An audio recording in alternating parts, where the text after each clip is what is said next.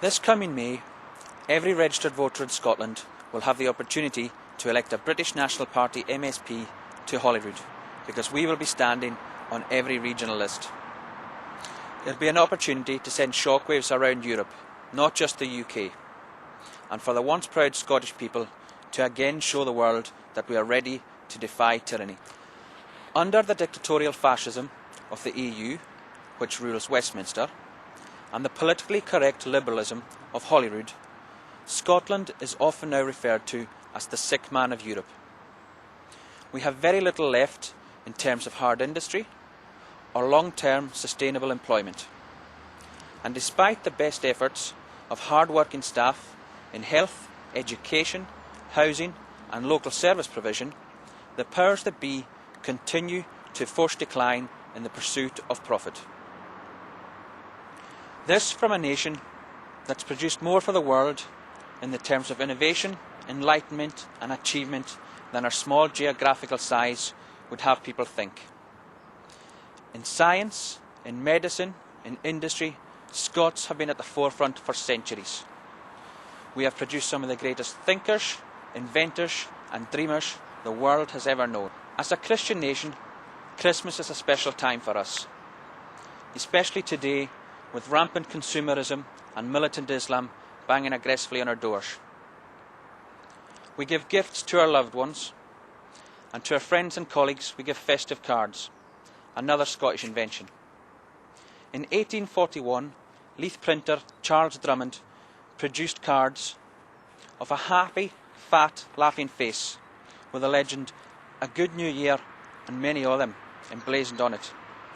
This was a full 2 years before Henry Cole in London produced actual Christmas cards. Our people, for the moment, are still of the same stock. The talent and resourcefulness still resides deep within us. But the warning signs are there, that if we don't act soon, we will never see a resurgent Scotland again.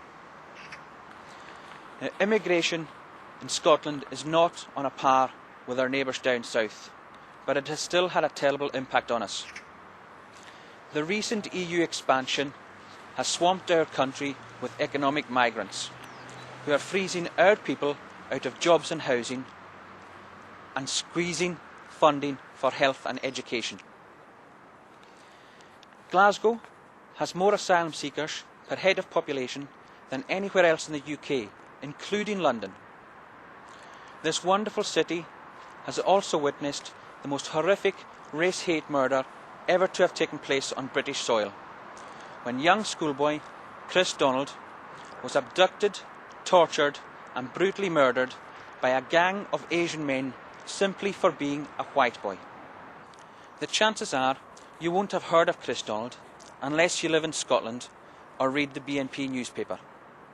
That's because the powers that be and the media don't want you to know that white people can be the victims of racism too.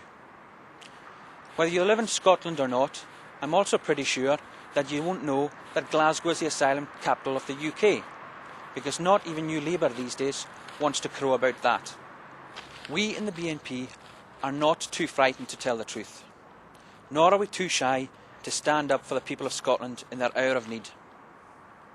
During the Reformation, the citizens of Glasgow and the organised trades rallied round to save magnificent Glasgow Cathedral behind me from the flames that engulfed the country then during those turbulent times, because they felt the cathedral belonged to them. The people of Scotland, and Glasgow in particular, have a great opportunity in May to save this city and our country by again daring to defend what belongs to us.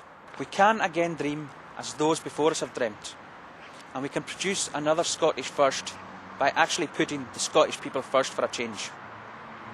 If you want to see change and have a voice in Holyrood, help me and the British National Party over the next 4 and a bit months to get an MSP elected to Holyrood. Thank you and God bless.